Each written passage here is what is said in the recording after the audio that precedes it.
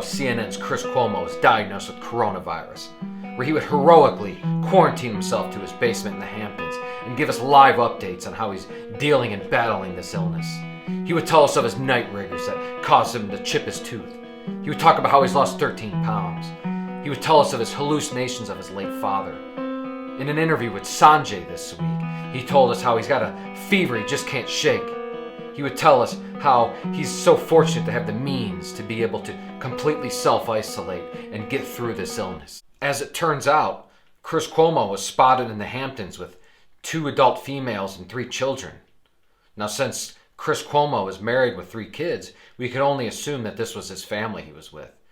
And since he had been telling us that he was self-isolated in the basement, it's awful peculiar that he was outside after trying to be our knight in shining armor and leading by example.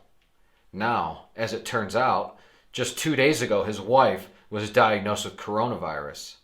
Coincidence? CNN reports Elon Musk's ventilators never make it to California hospitals as promised, according to the governor's office. After hearing the report made by CNN, Elon Musk went on Twitter and said, "What I find most surprising is CNN still exists."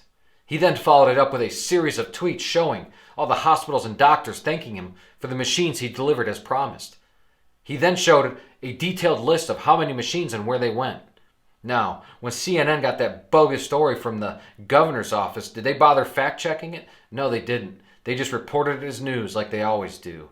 And once Elon Musk showed proof and evidence that he did in fact deliver the machines, they dug their feet in the sand and said, hold on. What he actually delivered were CPAP and BiPAP machines. Now, I'm no genius, but I took 2 seconds and went on Wikipedia and looked up what a CPAP machine was. And what I found was, it is a form of positive airway pressure ventilator.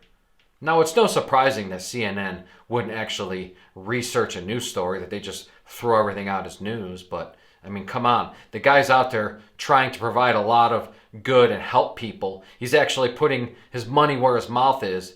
And CNN, they just can't stand it, can they? You know what? You are fake. You know what? I hate the term fake news. You know what, CNN? You're phony baloney.